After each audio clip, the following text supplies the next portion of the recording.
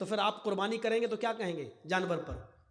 बिस्मिल्लाहिर्रहमानिर्रहीम अल्लाहु अकबर क्यों नहीं कहते हो? वहां पूरी बिस्मिल्लाह क्यों नहीं पढ़ते हो?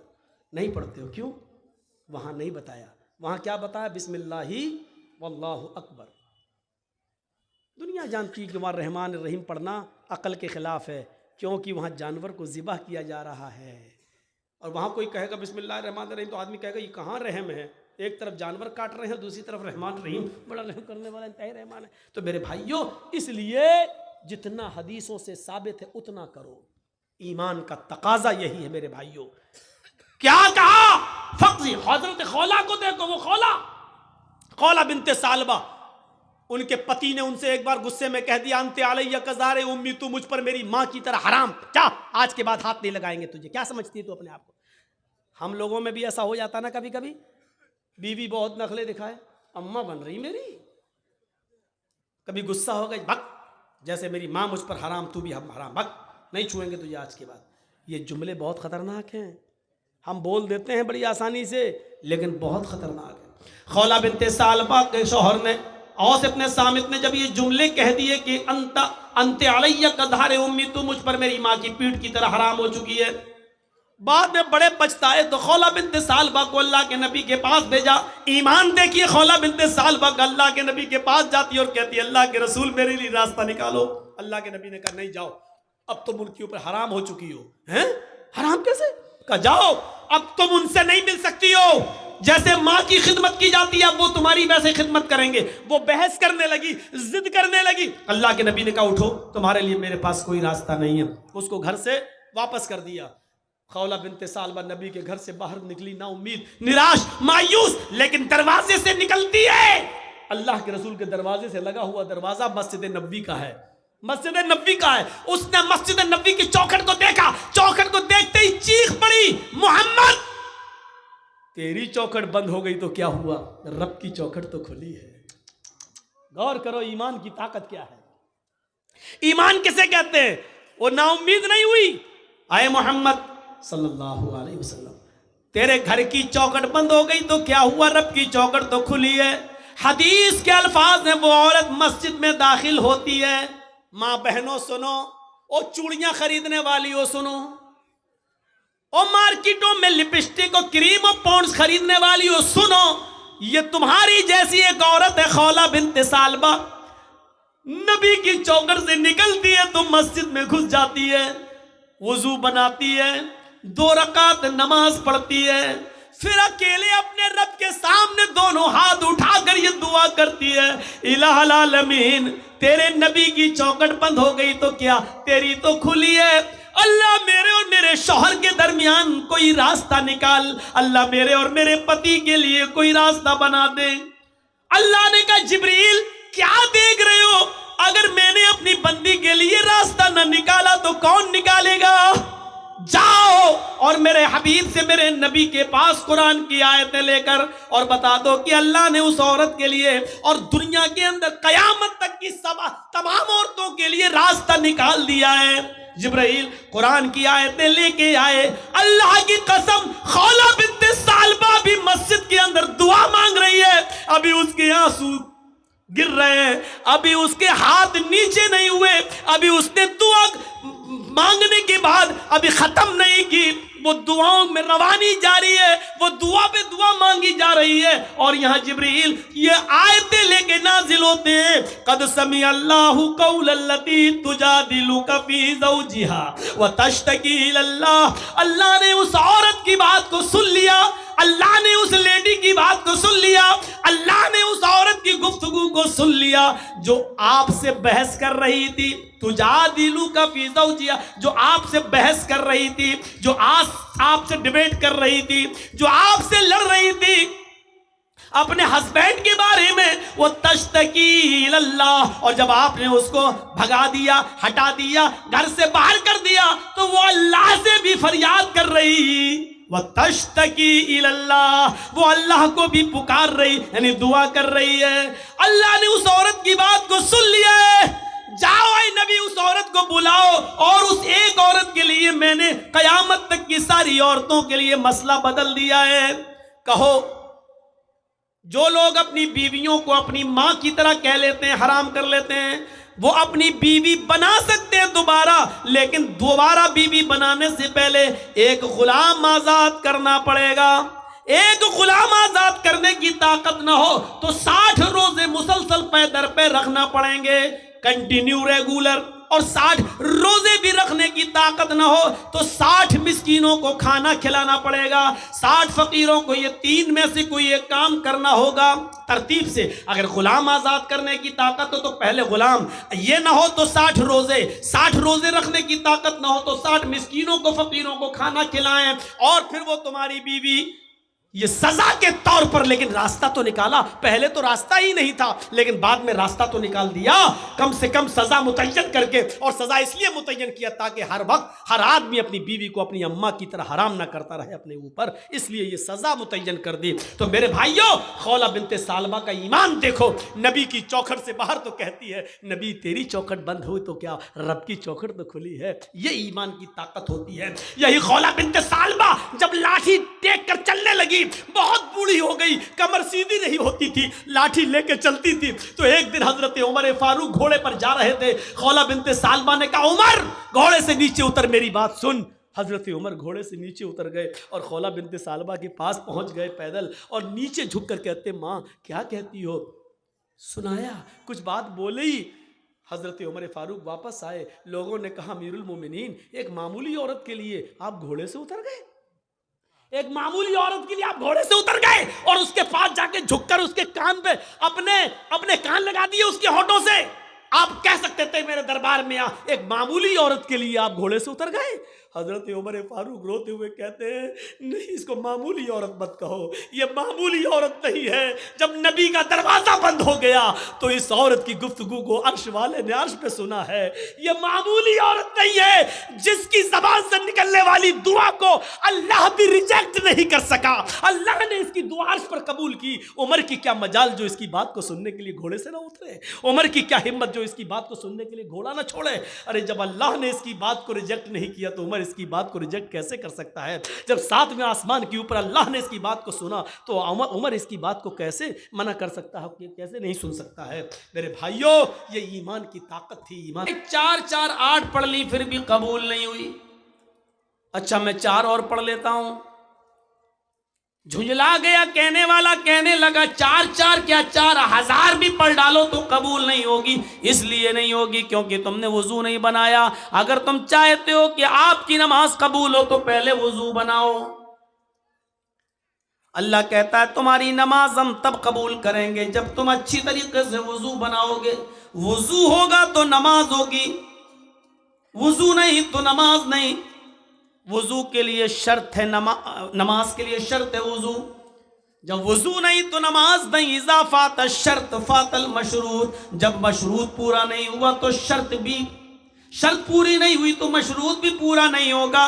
जब आप किसी चीज की शर्त को पूरा नहीं कर रहे हैं, ए माइक मैन, ये माइक तूने लगाया है, अच्छी आवाज देगा तो पैसा दूंगा। माइक डिस्टर्ब कर रहा है, आवाज तो आदमियों तक नहीं पहुंच रही है, तो आप भी माइक मैन को पैसा नहीं देंगे क्योंकि उसने आपकी शर्त के मुताबिक माइक नहीं लगाया।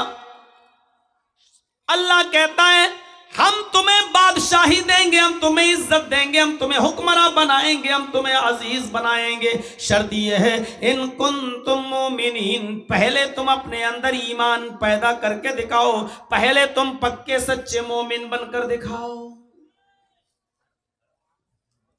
हमने जब बुनियाद ही छोड़ दी तो हम जलील नहीं होंगे तो क्या होंगे। इस माइक की बुनियाद है तार। ये तार आप खींच लें तो माइक आवाज देगा? नहीं देगा। और एक बात याद रखिएगा, मेरी मिसाल पर गौर कीजिएगा, जो चीज अपनी बुनियाद को छोड़ देती है वो कभी बुलंदी पर नहीं जाती है, इज्जत नहीं पाती है, बल्कि नीचे की तरफ जाती है, जलील होती है, पस्ती की तरफ जाती है। कभी आपने देखा है आम का फल आम के पेड़ पे लगा हुआ है।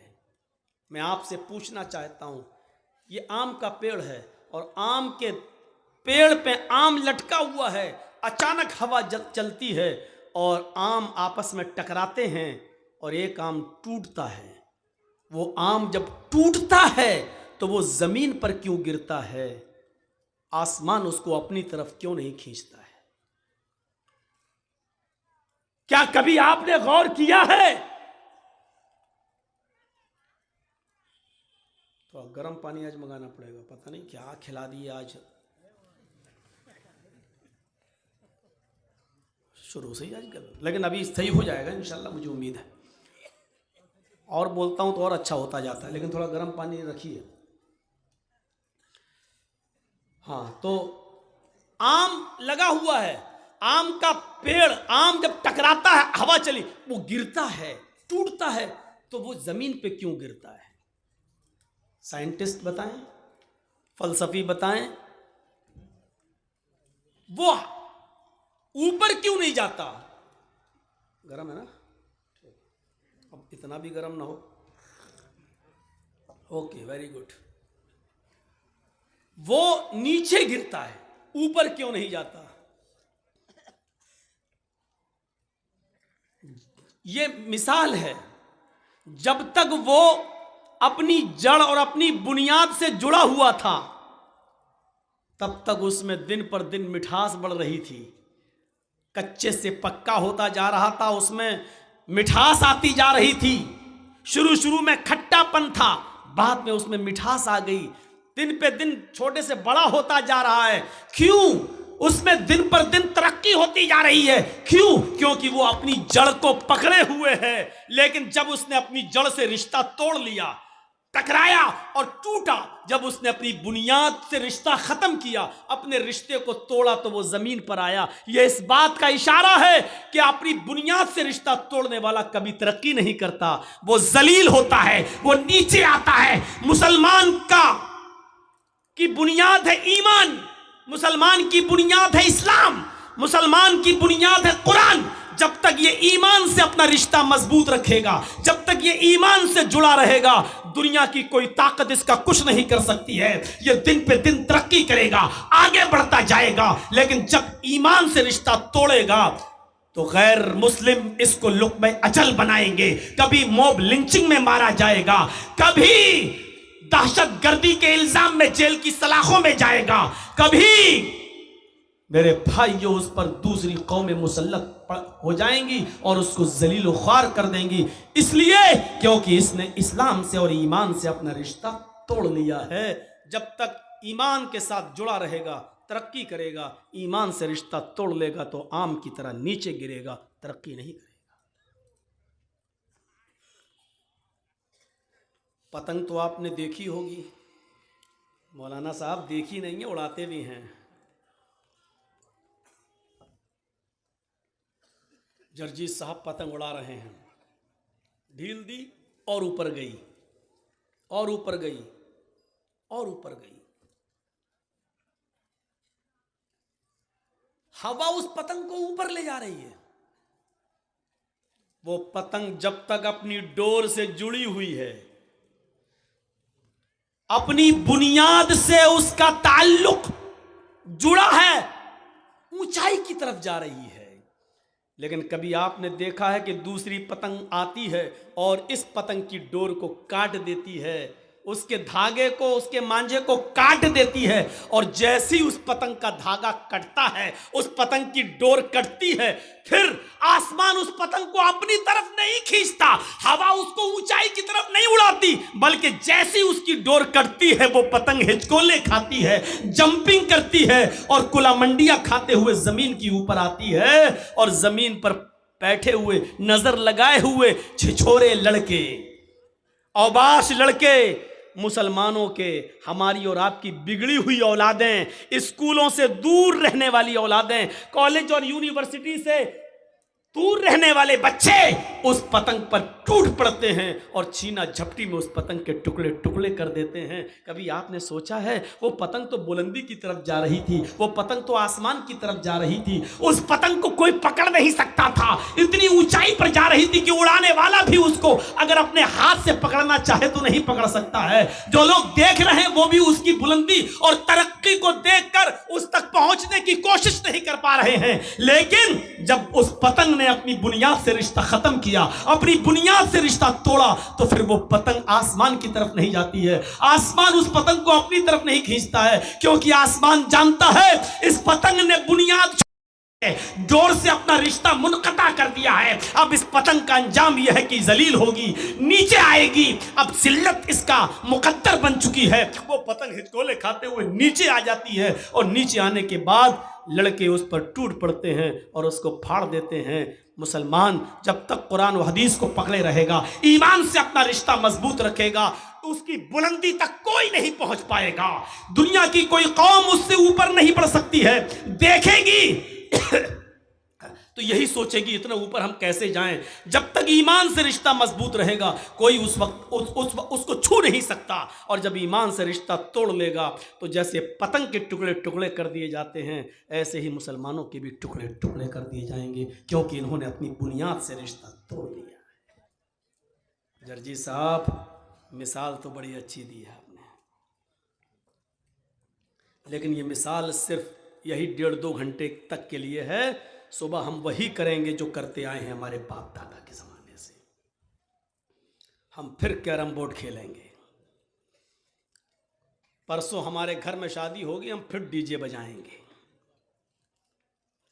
फिर शादी होगी तो फिर हम बारात नहीं, डाकुओं को लेके जाएंगे। चोर और लुटेरे जाएंगे बारात, लड़की वाले के घर डाका डालने के लिए। हम वही करेंगे जो करते आए हैं। ईमान से हमारा रिश्ता मुनक़ता हो गया। फिर सुन लो, ईमान से जितना मजबूत होगा हमारा रिश्ता, हम तरक्की करेंगे। जहन में बैठ गई ये बात। और जब बुनियाद छोड़ देंगे, ईमान से रिश्ता कमजोर हो जाएगा, तो माफ कीजिएगा, सॉरी, हम जमीन पर आ जाएंगे, फिर हम तरक्की नहीं कर सकते। और जब ईमान किसी के अंदर आ जाता है तो ईमान की सबसे बड़ी खूबी क्या है वो भी सुन लो। जिसके अंदर ये खूबी नहीं है वो मोमिन नहीं है। वो लोगों को कह सकता है मेरा नाम मोहम्मद जर्जीस, मेरा नाम मोहम्मद फलां। इस्लाम की, ईमान की पहली खूबी क्या है? जिसके अंदर ईमान होगा, जिसके अंदर ईमान होगा उसके अंदर डर नाम की कोई चीज नहीं होगी। पूरी कौम एक तरफ, वो अकेला एक तरफ, वो किसी से नहीं डरेगा सिवाय अल्लाह की। ये पहली खूबी है। और इसको मैं यूं समझाऊं आपको कि अभी एक पुलिस वाला मौजमपुर में आ जाए, थानेदार आ जाए, उसके हाथ में ना पिस्टल हो, ना बंदूक हो, ना लाठी हो, ना डंडा हो, ना AK-47 हो। सुना है कि यहां बहुत से लोग शराब पीते हैं, बताओ कौन कौन पीता है? भले ही आप नाम ना बताएं, लेकिन उस पुलिस वाले के सामने भीगी बिल्ली बने खड़े होंगे। नहीं साहब कोई नहीं है। कैसे नहीं है? नहीं साहब आपको गलत सूचना मिली है। वो डांट रहा है, चीख रहा है, चिल्ला रहा है, उसके पास कोई चीज नहीं है, ना लाठी, ना डंडा, ना पिस्टल, ना बंदूक, लेकिन उसके बावजूद हम उससे डर रहे हैं। वो अकेला है, निहत्था है, लेकिन उसके बावजूद हम उससे डर रहे हैं। हम उसको क्यों नहीं मार रहे हैं? हम उसको थप्पड़ क्यों नहीं जड़ रहे? भाग क्यों? वो अकेला हमारे ऊपर धौंस क्यों जमा रहा है? हम उससे इसलिए डर रहे हैं क्योंकि हम जानते हैं कि पुलिस वाला अकेला है जरूर, लेकिन इसके पास गवर्नमेंट की ताकत है, ऑन ड्यूटी है। एक कॉल अगर कर दिया तो अभी हमारा पूरा मौजमपुर छावनी में बदल जाएगा। और पुलिस वाला भी जो डांट रहा आपको, वो भी जानता है कि मैं अकेला आया जरूर हूं, लेकिन मैं सबके ऊपर जो हावी हूं उसकी वजह यह है कि मेरे साथ सरकार की ताकत है। एक पुलिस वाला जब ये समझ लेता है कि मेरे पास सरकार की ताकत है, एक पुलिस वाला जब ये समझ लेता है कि मेरे पास गवर्नमेंट की ताकत है, सरकार की ताकत है, तो वो पूरे मजमे पे हावी हो जाता है। फिर उसको किसी का डर नहीं होता है। उसी तरीके से एक मुसलमान, एक मोमिन, जब उसके अंदर ईमान पैदा हो जाता है तो फिर वो किसी का खौफ अपने अंदर पैदा नहीं करता। वो जानता है कि दुनिया मेरे साथ हो या ना हो, लेकिन अल्लाह मेरे साथ है, उसकी मदद मेरे साथ है। गौर कीजिए, सारे इलाकों को फतह करते हुए मुसलमान, सारे इलाकों पर इस्लाम का परचम लहराते हुए मुसलमान, हिंदुस्तान पर भी मुसलमानों की हुकूमत रही, हर जगह इस्लाम का झंडा लहराते हुए ये मुसलमान जब अफ्रीका पहुंचते हैं तो अफ्रीका में भी इस्लाम का झंडा लहरा देते हैं। लेकिन अफ्रीका पहुंचने के बाद उनको एक समंदर मिलता है। अफ्रीका पहुंचने के बाद उनको एक समंदर दिखाई देता है। ये मुसलमान पीछे मुड़ के देखते हैं तो इस्लाम का झंडा फैल चुका है। दाएं देखते हैं तो इस्लाम का झंडा लहरा रहा है। बाएं देखते हैं तो उनको इस्लाम नजर आता है। सामने समंदर है। इन मुसलमानों का एक काबिले जिक्र नौजवान, नाम है उसका उक़बा इब्न नाफ़े, 2 रकात समंदर के किनारे खड़ा होकर समंदर के पानी से वुजू बनाता है। नौजवानों, अपना हाथ उठाओ और अपने गालों पे थप्पड़ मारो। एक तुम नौजवान हो और एक वो नौजवान है। दाएं देखता है तो इस्लाम, बाएं देखता है तो इस्लाम का झंडा, पीछे देखता है तो पूरी दुनिया में इस्लाम लहरा चुका है। सामने समंदर आ जाता है, चीखता है, चिल्लाता है, वुजू बनाता है समंदर के पानी से और 2 रकात नमाज पढ़ता है। नमाज पढ़ने के बाद वो उक़बा इब्न नाफ़े समंदर को देखता है। समंदर की लहरें जोश मार रही हैं, तूफान भी आया हुआ है। उसने समंदर के पानी में तुग़यानी पैदा कर दी। समंदर का पानी पूरे जोशो खरोश के साथ है, लेकिन उक़बा इब्न नाफ़े को न आंधी की फिक्र है, न तूफान की फिक्र है, न सैलाब की फिक्र है, न समंदर की लहरें जो जोश मार रही हैं उनकी फिक्र है। चीख कर कहता है, इलाहल आलमीन, मैंने दाएं भी तेरे नबी का झंडा लहरा दिया है, मेरे बाएं तरफ भी इस्लामी इस्लाम है, मेरे पीछे भी इस्लामी इस्लाम है। मेरे सामने कोई बस्ती नहीं है, मेरे सामने कोई कंट्री नहीं है, मेरे सामने कोई गांव नहीं है, मेरे सामने कोई शहर नहीं है, सामने समंदर है। समंदर भी जोश मार रहा है। इलाहल आलमीन, मुझे इस जोशीले समंदर की फिक्र नहीं है। मुझे सिर्फ इतना मालूम हो जाए, इस समंदर के पार भी, इस समंदर को क्रॉस करने के बाद भी तेरी कोई बस्ती है, तेरा कोई मुल्क है जहां तेरा कोई बंदा रहता है।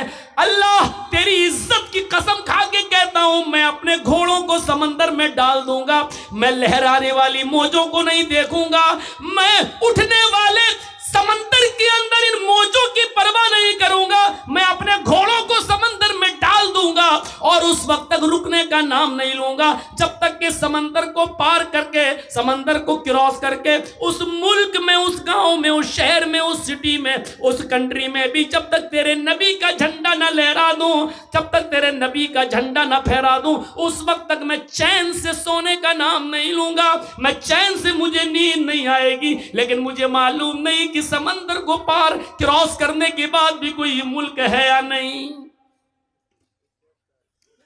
देख रहे हैं आप? अब सोचो, ईमान किसको कहते हैं? कैरम बोर्ड खेलने वालों, पतंग उड़ाने वालों, शादियों में डीजे बजाने वालों, अपना ईमान अपने दिल में रखकर इस ईमान के बारे में सोचो कि इस ईमान में और तुम्हारे ईमान में कितना फर्क है। वो नौजवान कहता है कि उस वक्त तक मैं नहीं सोऊंगा जब तक कि उस बस्ती में भी तेरे नबी का झंडा न लहरा दूं। और तुम तो अपने घर पर भी नहीं लहरा सकते हो। घर तो छोड़ो, तुम अपने आप पर भी इस्लाम नाफिज नहीं कर पाए हो। अपने घर पर क्या करोगे? और अपने घर पर नहीं कर सके हो तो अपने मुल्क में क्या करोगे? और अपने मुल्क में नहीं कर सके हो तो सारी दुनिया में क्या करोगे? मेरे प्यारे साथियों, एक तरफ इस ईमान को देखो और एक तरफ अपना ईमान देखो। उसके अंदर जब ईमान आया तो वो ये नहीं देख रहा है कि समंदर में हम अपना घोड़ा डाल देंगे तो मेरा अंजाम क्या होगा, समंदर की लहरें मेरे घोड़े को बहा देंगी। उसने कहा जब लोग अपने पे आते हैं तो नहीं देखते हैं, नहीं देखते हैं। और इसी को तो देखकर इकबाल ने कहा था, दश्त तो दश्त है दरिया भी ना छोड़ा हमने, बहरे ज़ल्मात में दौड़ा दिए घोड़े हमने। वो कौन सा ईमान था जो समंदर की जोशीली लहरों को भी नहीं देखता था और कहता था, अल्लाह बस मुझे इतना पता चल जाए कि इस समंदर को क्रॉस करने के बाद भी कोई मुल्क है, कोई शहर है और जहां तेरी मखलूक रहती है। अल्लाह तेरी इज्जत की कसम मैं सोऊंगा नहीं जब तक कि उस बस्ती पर हम मोहम्मद का झंडा ना फहरा दें। तुम अपनी बहनों को बाजारों में जाने से नहीं रोक सकते हो,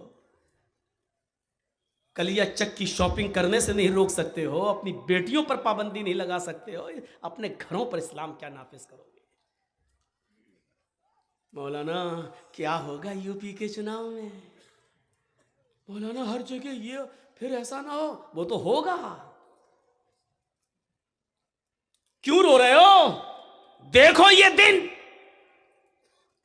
हमें भी देखना पड़ेंगे, तुम्हें भी देखना पड़ेंगे, क्योंकि अल्लाह ने कहा है हम बुलंदी उसको देते हैं जो अपनी बुनियाद से जुड़ा हुआ हो। हम तो अपनी बुनियाद से रिश्ता खत्म कर चुके हैं, हम अपनी बुनियाद से रिश्ता तोड़ चुके हैं। हमें बुलंदी नहीं मिल सकती, हमें इज्जत नहीं मिल सकती, हमें तरक्की नहीं मिल सकती, क्योंकि बुनियाद से हमने रिश्ता तोड़ लिया है और हमारी बुनियाद है ईमान। ये ताकत आ जाती है ईमान के बाद, हमारे अंदर ये ताकत है। जिस लड़के की शादी हो रही है वो खुद डीजे बंद नहीं करा सकता है,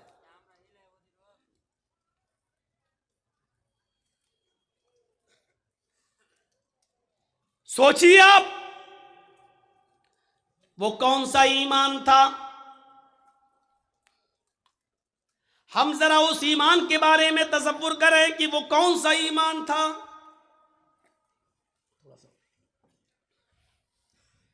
कि हुकूमतों को, सल्तनतों को पलटते हुए Tariq Ibn Ziyad,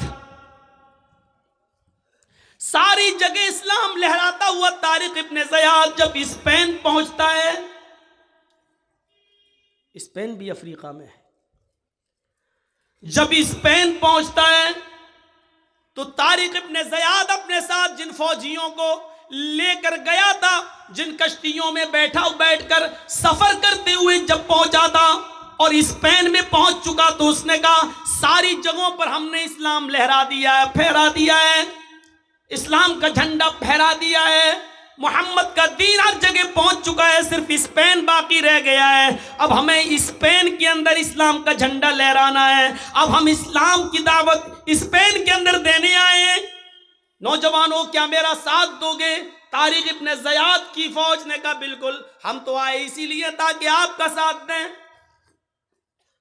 Tariq Ibn Ziyad ने कहा अगर तुम चाहते हो कि इस बस्ती में इस्लाम का झंडा लहरे, मोहम्मद का दीन तरक्की करे, तो सबसे पहले जिन कश्तियों पर तुम सवार होकर आए हो उन कश्तियों में आग लगाओ।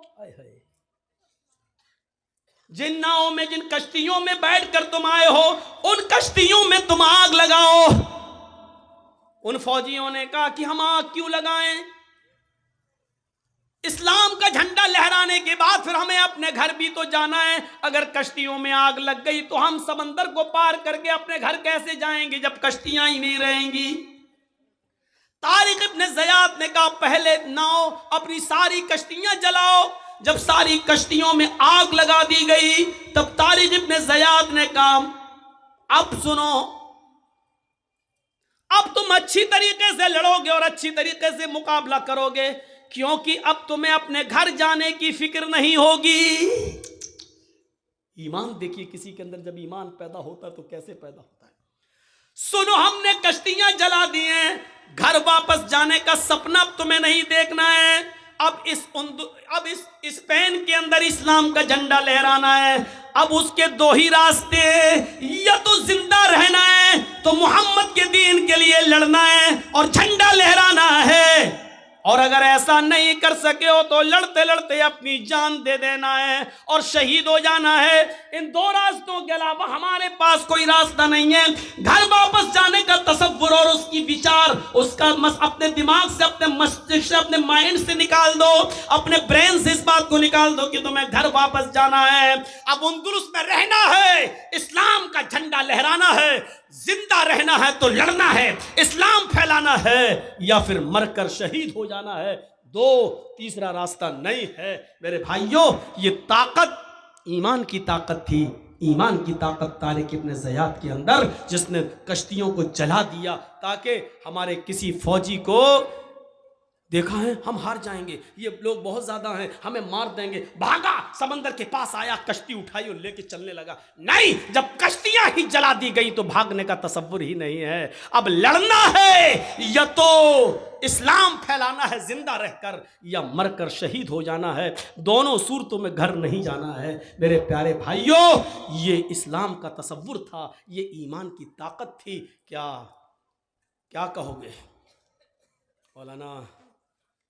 बात तो सही कह रहे हैं।